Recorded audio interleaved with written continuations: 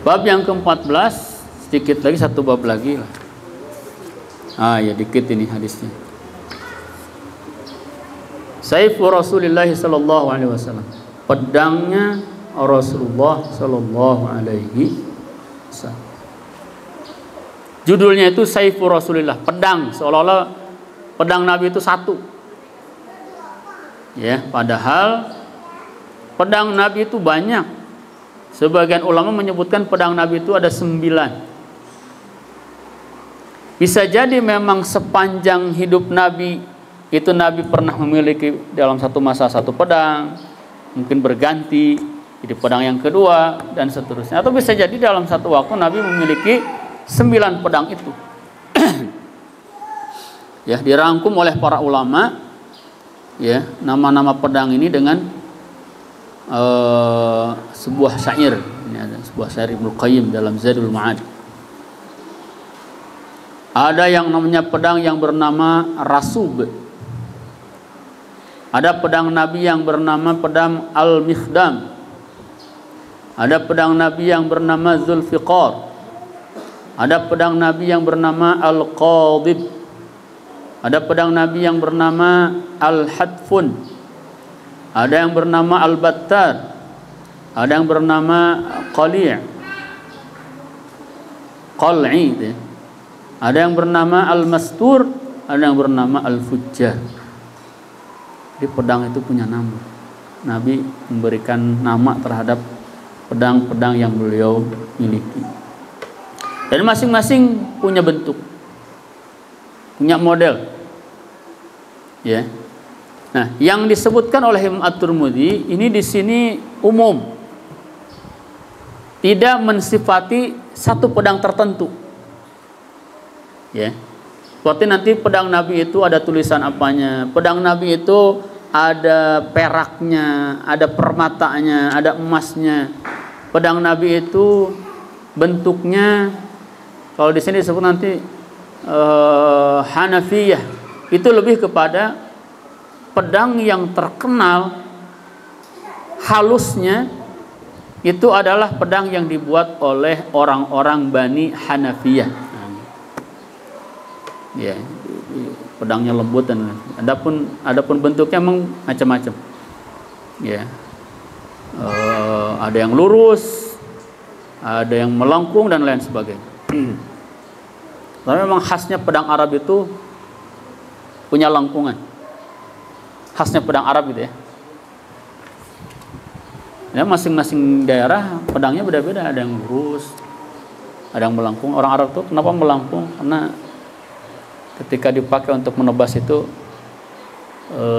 lebih apa ya? Lebih halus, lebih tajam.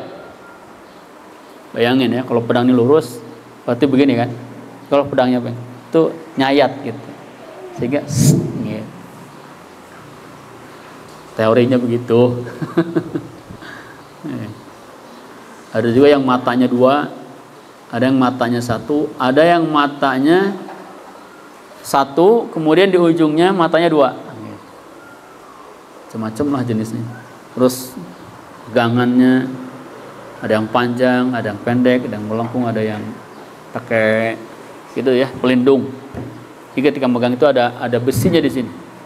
Ini pelindung juga ketika terjadi benturan itu tidak langsung ke tangan. Di tangan tetap bisa memegang dengan kuat. Nah, itu masalah perpedangan. Silahkan ditanya kepada ahli pedang. Ya. Baik, hadis yang ke-105. Hadatsana Muhammad bin Bashar, dari Muhammad bin Bashar, dari Wahab bin Jarir, dari ayahnya, dari Qatadah, dari Anas bin Malik, qala kanat qabi'atu sayfi Rasulillah min fiddatin.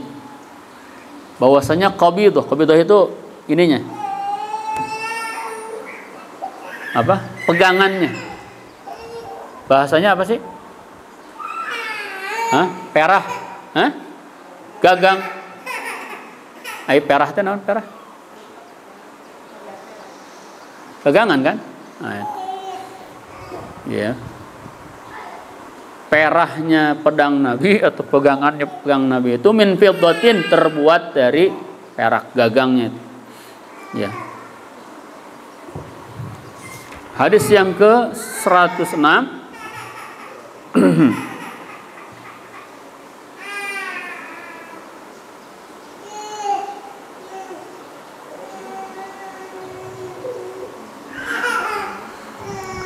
dari Muhammad bin Bashar, dari Mu'adz bin Hisham, dari ayahnya, dari Qatadah, dari Sa'id bin Abil Hasan, qala kanat qabidatu sayfi Rasulullah sallallahu alaihi wasallam min fiddah. Nyatakan bahwasanya sama, ini redaksi hadisnya sama ya. Gagang pedang Rasulullah sallallahu alaihi wasallam terbuat dari perak. Jadi gini, kan tadi pedang Nabi itu banyak. Jadi sebenarnya ada redaksi-redaksi yang lain yang mengatakan gagang pedang Nabi itu terbuatnya dari kulit, ya, bukan dari emas. Ada juga yang mengatakan dari timah, ada juga yang mengatakan dari besi. Itu sepertinya yang kita pahami, ya, redaksinya tidak untuk satu jenis pedang, ya, tapi ada mungkin pedang-pedang tertentu yang dari perak, ada yang dari besi, ada juga yang dari lilitan kulit atau dililit kulit, ya, dan lain sebagainya. Karena kalau kulit doang ya nggak bisa dipegang nanti kan. Ada yang dari timah dan seterusnya. Hadis yang ke-107 dari Abu Ja'far Muhammad ibnu Sudran al-Basri, dari Talib ibnu Hujair, dari Hud, yaitu Abdullah ibn Sa'ad, dari kakeknya, ya, beliau mengatakan dakhala Rasulullah sallallahu alaihi wasallam Makkah yaumal fathi. Rasulullah SAW ketika masuk ke Mekah di hari pembebasan, wa ala sayfihi dhahabun wa fiddatun, dan di pedangnya itu ada emas dan perak. Berarti ada ukiran emas dan perak. Qala Talib fasaltuhu 'anil fiddah, saya pun bertanya tentang perak. Faqala kanat qabi'atu sayfi fiddatan. Ya, beliau mengatakan gagang pegangan pedangnya Rasulullah, ya, itu terbuat dari perak.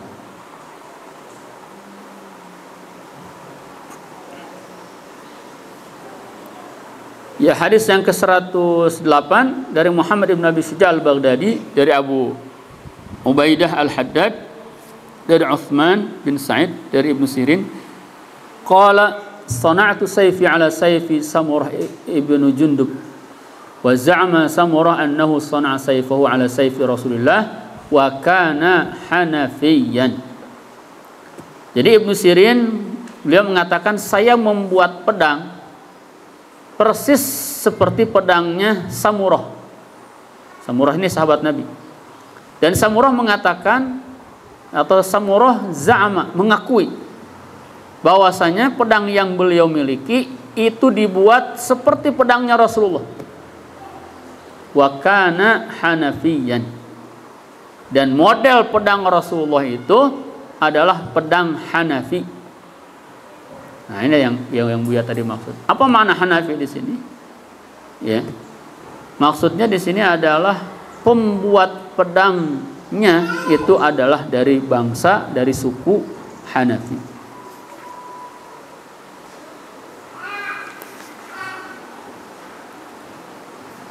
Tidak ada keterangan di sini dari segi bentuk, ya. Yang dimaksud dengan pedang Hanafi itu apakah yang lurus, apa yang melengkung, atau yang ujungnya bermata dua, ya. Tapi ingin menunjukkan bahwa pedang Rasulullah SAW yang dilihat waktu itu mungkin oleh Samurah yang periwayat hadis ini, itu adalah pedang yang dibuat oleh bangsa atau kaum Hanafi. Hadis yang ke-109 dengan redaksi yang berbeda, tapi dengan riwayat yang berbeda, tapi redaksinya sama dengan hadis yang ke-108. Nah, itu hadis terakhir di bab tentang pedang Rasulullah Shallallahu Alaihi Wasallam. Jadi penyebutan tentang pedang Nabi di sini berarti umum, tidak menyebutkan rinci satu-satu pedangnya. Ya, pedang Zulfiqar itu yang kayak gimana, ya, pedang Mikhdam itu yang kayak gimana, pedang Al-Battar itu yang kayak gimana, ya. Tapi rinciannya ada di kitab-kitab yang lain.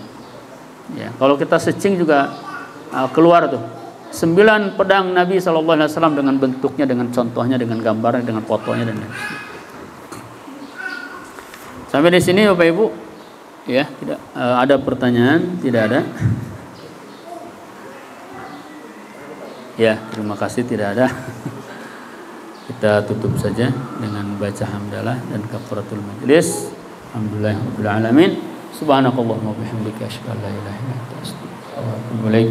Jalanallahu wa iyyakum minal ladzina yastami'una al-qawla fayattabi'una ahsana. Assalamualaikum warahmatullahi wabarakatuh.